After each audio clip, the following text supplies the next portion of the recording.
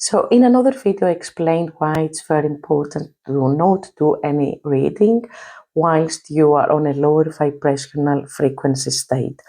But how you can do it and what it actually is, the term that we use, that someone has to operate on a higher frequency. When we use the term that someone is operating at a lower vibrational frequency, we actually mean that this person is operating on negative emotions, negative feelings, and they create a negative energy around them. This means that we operate daily by holding stress, anxiety, fear, sadness, jealousness, holding grudges, looking back on past events and not be able to let it go. Or when we turn our focusness to other people rather to our energy, and we have this tendency just to create our world through attachment, where we actually send our energy to other people. All these are creating a state of a lower frequency.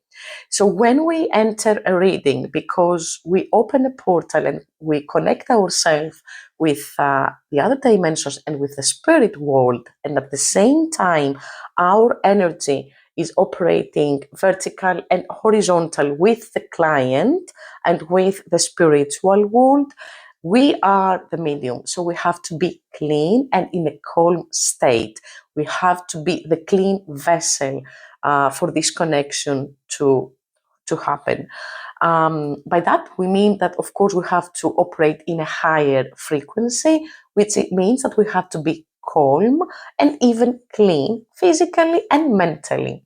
The first thing that you need to do when you start doing tarot readings or any other psychic and intuitive readings, of course, is to enter the state with a higher vibrational frequency state, the reading.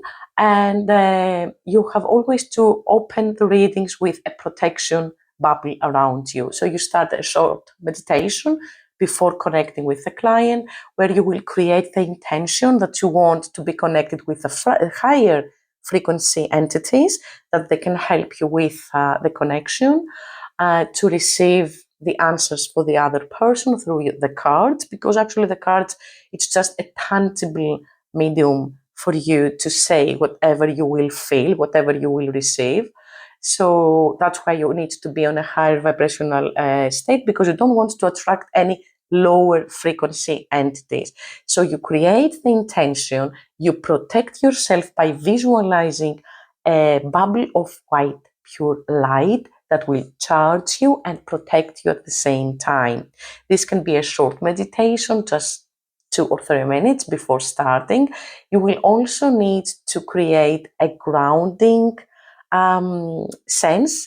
So you will also visualize your connection with the earth, which means that you are in a state of grounded stability and at the same time openness from the crown chakra. And during the reading, if at any point you feel that there's something negative coming your way, like you instantly feel fear or anxiety or a weird sense, preferably is to just stop the reading for a while, acknowledge what is happening, because sometimes past soul from the person with you who are connecting, and they might carry a negative energy. So you have to acknowledge if it's that or a lower frequency entity. The second will cause you fear. It's not just stress and anxiety. So you will know. You have to trust your intuition on that. Acknowledge it. Try to see what comes through, and if this becomes intense, it's preferable to stop the reading. Of course, the client will understand, okay? It's for their protection as well and yours at the same time. You can open the reading as well after a while or in another session.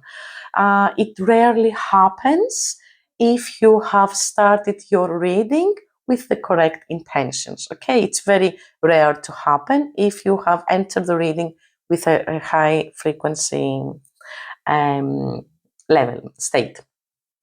Now, when you are about to close the reading, Of course, you have to kind of cut the cord with the spiritual world. So you always show your gratitude. You say thank you to your spirit guides that helped you through the process and whatever else you receive. If it's a soul that you have connected, you have to um, give them the intention to follow the light, or like just let you go at least, because you've managed to either deliver the message, or if you didn't, they have to understand that you set your boundaries and now you are disconnecting yourself from the spiritual world. At the same time, we many times may use tools that they can help us cleanse the negative energies, which is saging your cards with Palo Santo or frankincense, or sage with a smudge stick, and the area around you. Always don't forget your back, and even down from your feet up.